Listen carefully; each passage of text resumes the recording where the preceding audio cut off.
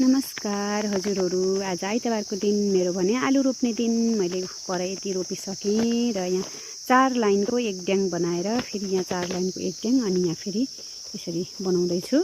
पहिला आलुलाई गहिरो खाडल खनेर चाहिँ नाली खनेर चाहिँ त्यसमा चाहिँ गाईको मजाको मल मजाले बाक्लो गरेर मल मजाले लगाउँछु अनि त्यहाँबाट खरानी लगाउँछु अनि त्यसमाथि आलुको बिउ यसरी राखिदिन्छु है।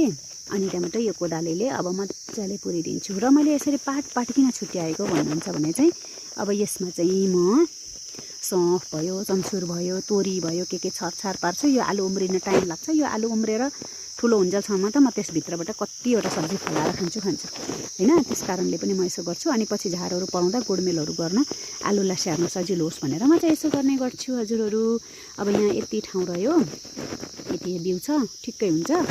लगभग 7 केजी रोपेकी छु र पर पनि रोप्नुपर्ने छ। त्यो चाहिँ अर्को आइतबारको लागि अन्त हात तिरिहाल्नुहोस्,